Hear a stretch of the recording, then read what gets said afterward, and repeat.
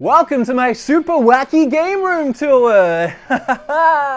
Yeah! I don't know how to do this. Hi guys, welcome to my crazy game room tour. Not really though. I've never wanted to actually make a game room tour in this house, even though you guys ask for it all the time, because this room is really small. There wasn't a room in this house that was good for a game room, so this is what I ended up working with. It's like 3 steps and it's so small that even though I've stacked everything as high as I can in here, I still have like a second game room in here. Kim, if you want to show. Oh, and thanks again to Kim for filming this video. She's using the tiny baby camera. Not sure how it's gonna go because this thing weighs like the weight of an actual baby, and her hands would get too tired trying to hold it. Come in. Come in. This is literally like boxes and boxes of extra games and magazines and random stuff from Australia. There's a ton of consoles stacked up in there. And then, and I won't bother showing you, although you can see how tiny this area is because this is all my filming equipment, the table that we film the table videos at. In that room is like a second storage room filled with more games and another closet filled with more games. I need more space. I need like 7 more of these shelves, but hey, I'm working with what I got, and you guys wanted this, and I'm still in California, still looking for easy videos to make, so this is what you got. I do my best to blur out the backgrounds of my videos because I like that look where I'm in focus. I'll stand here usually, and my lights will be here, and the camera will be literally right here. And I do that so that everything back here is blurred. I like that contrast. I don't want it to be all in focus because it's too busy on the eyes. So everyone's like, I want to see what's behind you. This is what's behind me.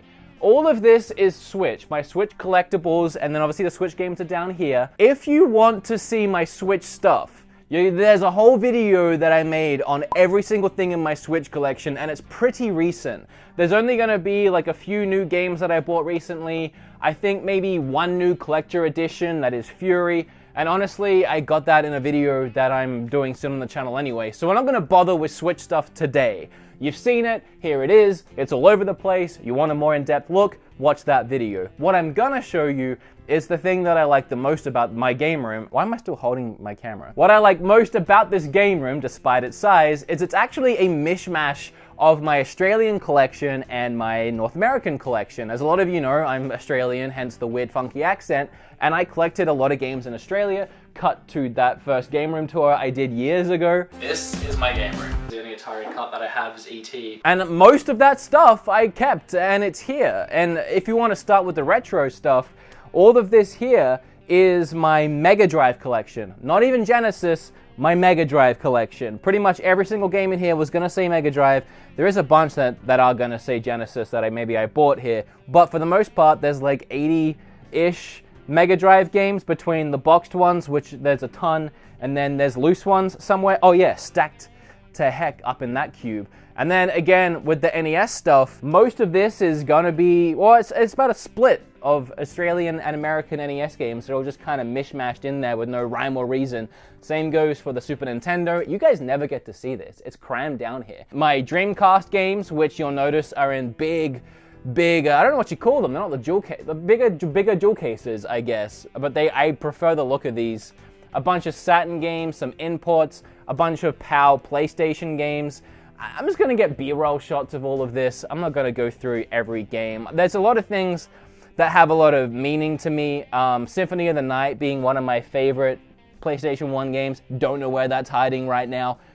Croc 2 was one of my absolute favorite PlayStation 1 games when I was growing up. Then we have my tiny Xbox section, which has actually been growing quite a bit since I got an Xbox One X. Now I'm holding a Keyblade. This was a gift from a fan, by the way, thank you. I'm out of breath. We actually leave for California in like 5 hours, and we've had no sleep. We're doing our best here. Thanks again to Kim. PlayStation, again, I love PlayStation. I like making PlayStation videos. I just have kind of ran out of things to talk about on the system other than maybe more VR games, but I feel like most people don't care about VR anymore. Maybe I'm wrong.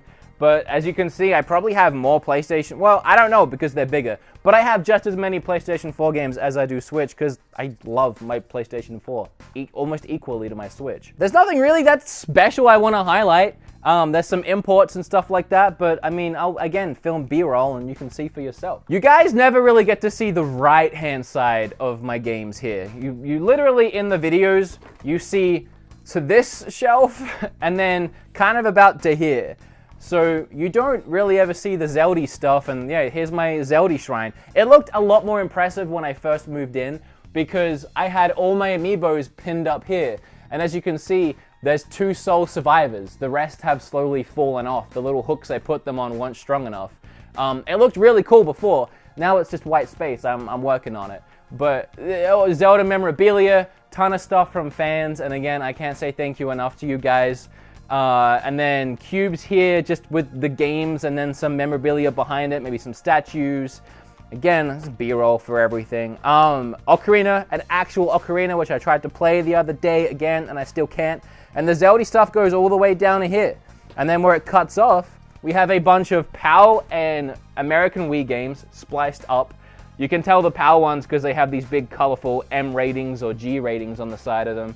The what do you call those?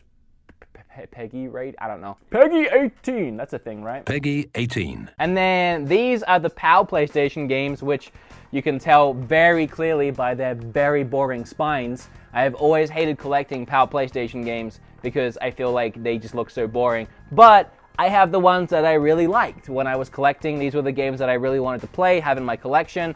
There's a ton of Devil May Cry stuff, from special editions to sealed Devil May Cries. I wanted to get them all. Huge fan of the series, obviously. Most recently, I mentioned this in a video, but Kim bought me a Turbo Man doll. Thank you again, Kim. I love it. And then over here, we have a ton of retro stuff. These are probably some of my most expensive retro games. I never really cared all that much for collecting expensive games unless they were ones I really wanted. This is Kim's childhood copy of Snow Bros, and also her childhood copy of Yoshi's Island, which was the game that we had our first conversation ever about. Aw, aren't we cute? Hey, and then Final Fantasy, probably one of my best finds in the wild in Australia, a PAL version, obviously PAL because it was Australia, of Super Metroid. I very often talk about the 2 GameCube games I had when I was a kid being the only games in my collection still that were actually my games from when I was a kid. Lost Kingdoms 1 and 2. Well, I never actually mentioned this. The 3 Skulls of the Toltecs is one of the games that got me into point-and-click adventure games. I forgot the word for it. Point-and-click adventure games, and this was my actual copy. I don't know how I still have this. Because when I left home, didn't really get a choice, I didn't get to take anything either. And I managed to sneak out of the house my 2 GameCube games. This, I don't know how I got this back. I honestly don't know, but I'm so happy about it. Because it's obviously something you do not find unless you're just buying it. I doubt it's expensive, but it's something you don't find. And it's a really good point-and-click adventure game that nobody talks about. Metal Storm is up here, Turtles Tournament Fighters. I have Action 52 downstairs. I'll get shots of that later. Behind my computer desk where I edit, I have 3 IKEA shelves, which you're seeing right now, but they're downstairs. And they're full of my collectibles, my statues, my Panasonic Q, which is the gem of my collection, which is why it sits behind me where I can monitor it all day and make sure no one's stealing it. Who looks drunk? Yeah, this guy? Kim made me, well, actually, you made this, and I stole it because I liked it.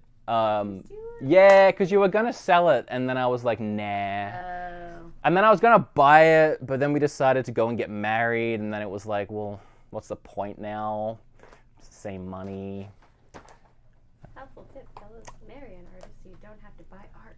I know. And then you just steal it. Oh, this is probably the most expensive game in my collection. I can't be bothered pulling it out. It's StarCraft 64 in box. It's the PAL version, which can run upwards of like $1,000. That one probably wouldn't because it's missing the manual and the box is a little beat up and the label is a little ripped, but still a very expensive game. For the last generation of systems, Xbox 360 was by far my favorite system.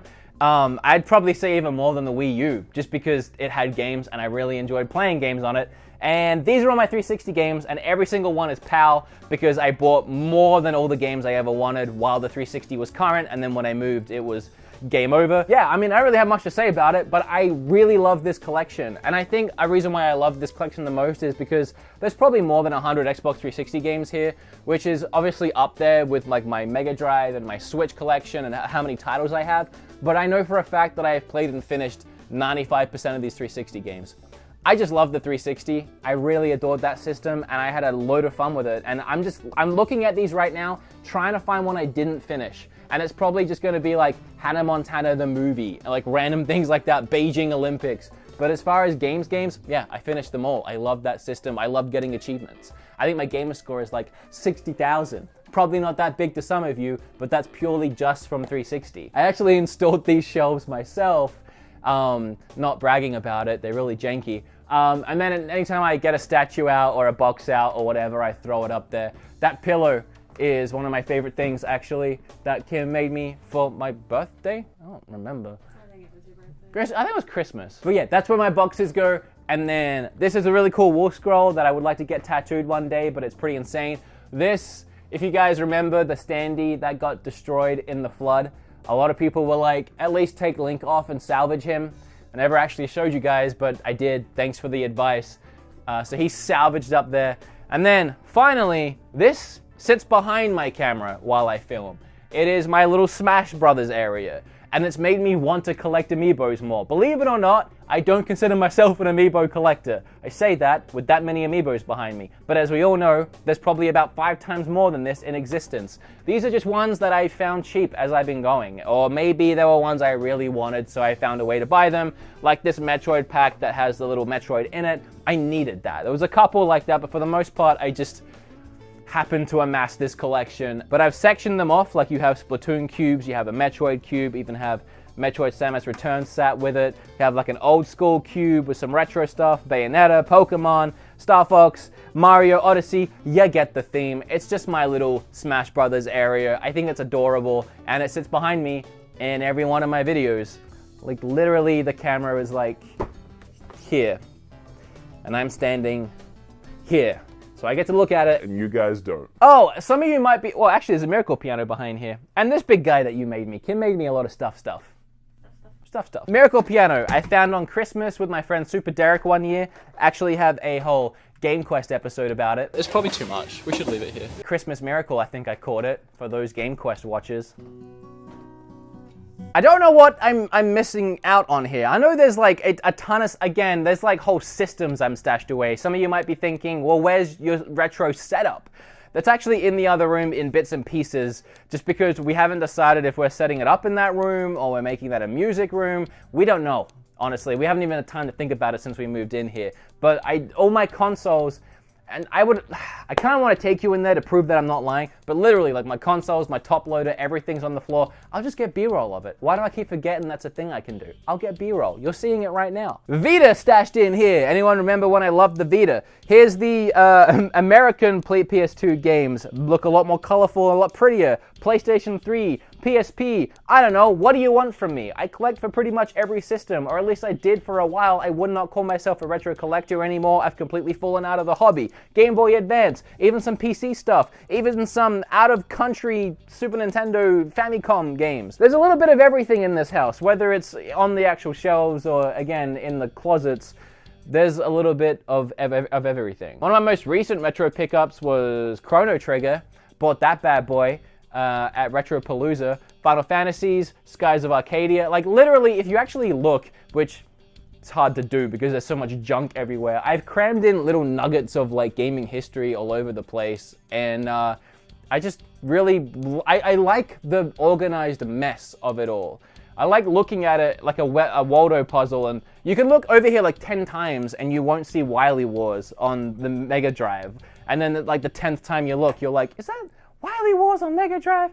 Pretty hard game to find. My voice went really weird there. I don't know, it's really late at night and I'm just doing this for a quick video. I don't know what I'm doing, I'm losing my mind now. Anyone watch Pixel Squad? Aaron and Ricky? Riff and Ricky?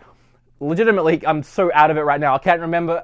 This was Ricky's Virtual Boy. It was like 20 bucks. This was my Assassin's Creed statue from Australia. We have a Super Nintendo from Australia in box, Mega Drive in box, Mega Drive 2 in box, again, all Australian, Back to the Future hoverboard. It's just stuff, man. It's just stuff. So this is essentially it, you know? I'm not gonna go through everything. I don't care enough. There's pops here. I don't know, do you like pops? I don't. I just get them sometimes. Some of them are cool. Back to the Future, wrestling, Home Alone, other stuff. Preacher's a good show. My Hero Academia. No, just buy it. It just happens. It just turns up in my house. Kim buys a lot of them, and then they end up there. It's not that exciting. Jordan edited this video, so hopefully he worked some magic and made this actually interesting. Thanks, Jordan.